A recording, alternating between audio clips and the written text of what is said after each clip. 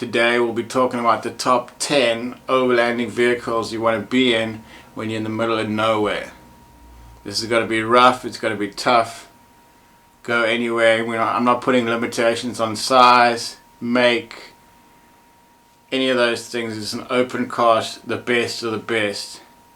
We'll start at the bottom, number 10, and work our way up. But first I'd like to make a special mention for the Suzuki Jimny.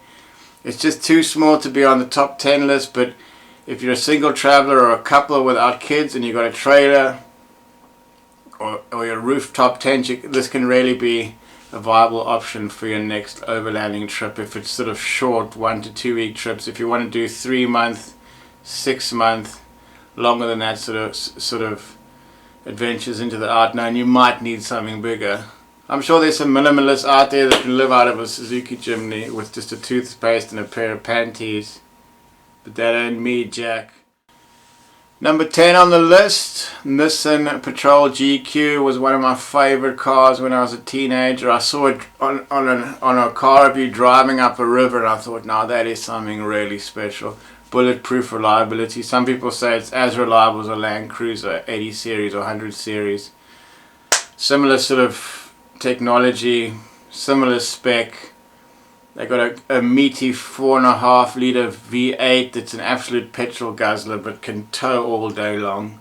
If you've got deep pockets and big petrol tanks, you can go for that. It also comes in a diesel, which is not quite as vaunted as the Land Cruiser diesels. The Patrols are more known for their petrols, so as a result it can't go higher on the list than the 10. It looks really good. It's got a big payload, a lot of modifications you can do to it, a lot of space. You can tow with it, a lot of kilo capacity on the roof. So Nissan Patrol GQ comes in at number 10. Number 9, a truck that I've seen for the first time being used for overlanding on one of Ronnie Dole's shows, the Ram 2500 double cab with the Cummins 6.7 turbo diesel engine. I mean, that is just sexy. Just hearing that 6.7 litre turbo diesel engine, sign me up. When they're going through Moab and Utah, the thing was keeping up with the Jeep. Very good off-road. You put a front locker on there and that thing will go anywhere. Big payload. So for our American viewers, you really can't go wrong with that truck. Bulletproof indeed. Number 8 on the list. We might as well just go big on this one. Get yourself an MAN 6x6 truck with diff lock and put a caravan on the back. So I've seen it's a very popular option for people that aren't going ultra serious off-roading, because the problem with a big truck is, a full-size truck like that is a lot of parks and nature reserves and stuff like that won't let you on the road because the wheels are too wide and it messes up the trail and you end up getting sidewalk punctures. So having a full-size proper big truck gives you a lot more space. You can have a shower, you can have two little rooms, a toilet, all the amenities. It's basically like a bachelor pad on wheels, but you miss out on some of the off-roading ability. What some people do is they put a couple of motorbikes that you can at the back in the storage area, some kind of a vehicle that's smaller, bicycles, electric bicycles. Number 7, if we're talking big trucks, you've got to be talking about the Mercedes-Benz Unimog. Best off-road of all the big trucks. The problem with the Unimog is it's so good off-road, if you do end up getting stuck, you need another Unimog or a bulldozer to get you out. So it does kind of put you out on a whim if you're going to be doing serious off-roading in the middle of nowhere and you do have any kind of problems. It might be a while before you get that thing out of there, but again, you got massive payload capacity. You can have a 4 or 5 ton a camper on the back, bolted to the back, loads of space, all the amenities. It's just not going to be that nimble off-road. There's certain trails you're not going to be able to do, but if you want to go to Botswana, Namibia, where it's big open spaces, Utah, something like that, that's the truck for you. The Unimog is not cheap, so it's more for the whale heel traveler. Number 6 on the list, this is going to be quite controversial, that it's not further up on the list, is the Land Rover Defender 110, the old one. It would have been higher, but reliability is just, for somebody like me who's not that mechanically minded, that is quite important that it's got bulletproof reliability. There's a lot of people out there that can fix their own Defenders on the fly, take all the tools along. I mean, it's good to take the basics along with you anyway and learn some of those tricks, but from what I can see from Defender owners, they spend a lot of the time under the car. They love their vehicles. They're very big payload. You can do a lot of different things to it, a lot of modifications. You can put big tires on there. The one thing is the TD5 is underpowered for a car that size. To only have a 4-cylinder, what is it, a 2.2 or 2.5 litre engine is underpowered. I'd like to see a 3 litre V6 diesel in there. The V8 petrol obviously goes like stink, but for overlanding, fuel economy is going to be a big issue in that truck. So I know there's a lot of die-hard Defender fans out there. How can the Defender not be in the top 3? Deal with it. Get a more reliable truck on your favorites list. Number 5 from left field, the Mercedes Sprinter 4x4. This is a compromise between a traditional 4x4 and a truck, so you can have a lot of the amenities. But that Sprinter is very well made. You can get it in 4-wheel drive. I think you can even get a rear diff lock at a price. So obviously you're not going to be doing grade 4, grade 5 off-road, but if you just want to do grade 2, grade 3, it's going to be perfect. The Mercedes 3 litre turbo diesel engine they got in there is Ace A1A.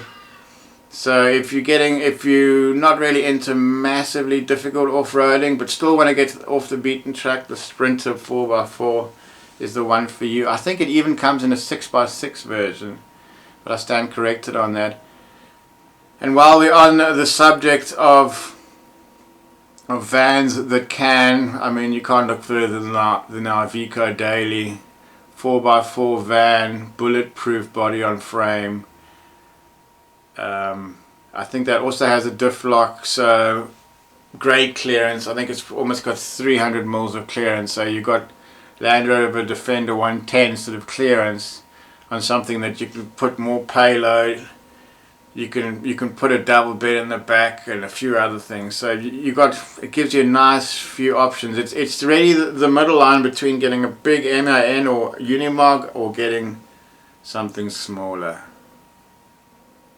Moving on swiftly to number 3, we get into the business end of this, and a truck that I see on YouTube everywhere. It's one of the most popular trucks for overlanders, the Land Cruiser 79 series pickup. But there's a little caveat: the aftermarket extension. So it's body on frame. So what they do is they chop it in half and add a couple of inches onto it, and then weld it back together, and then it suddenly turns it into a much longer wheelbase vehicle, which gives you a lot more options. You can even go 6x6 on it. But for me, 6x6, unless you really do a lot of solo traveling on soft sand in the desert, I mean, when are you really going to need 6x6? I hear other bloggers talking about, I want to get a 6x6, but hang on, when the going gets tough, you get out of there, so why are you even thinking about the 6x6? And I can't imagine it does anything for your fuel bill. Number 2 on the list, one of my personal favorites, the Land Cruiser 80 series. Toyota pumped a bucket load of money into this in R&D. It's got blockers back and front, the best 1HZ 4.2 litre straight 6 bulletproof. The non-turbo version of that is absolutely killer. The killer Gorilla, great automatic gearbox. You get the toughness of a Land Cruiser with the luxury of leather seats and a clutch that's not going to take your leg off. That was the first real go anywhere hardcore off-roader that still had a level of comfort. That's what it got the 110s market to a large, that's how it cut into the 110s market, and the bulletproof reliability. And number one on the list, the Icon, the Mac Daddy. Pity that they're not making them anymore in South Africa, is the Toyota Land Cruiser Troopy. I mean, what more do you need? It's a station wagon. You can take the back seats out. You can do there's a lot of different things you can do with the back seats. You can take the roof off and put a clamshell rooftop tent on there. It's got the 4.5 litre. The new ones have got in Australia have got the 4.5 litre V8 turbo diesel. A beautiful, beautiful engine. I've driven that in the double cab, and I had a buddy of mine in the Mini, and this thing was keeping up with it. It's really got a lot of power, great towing van. If I had a Troopy, I'd be tempted to keep it light inside, improve the suspension, and tow a little trailer, and then you got yourself perfect off-road vehicle. You cannot go really wrong with any of these vehicles. I'd be remiss if I didn't give special mention to the Jeep Wrangler and the Jeep Gladiator. The Gladiator is new on the market. It looks like it would be perfect for off-roading, but reliability is an issue with Jeep, so as a result it doesn't make it onto the top 10 list. As a weekend warrior car, excellent off-road ability.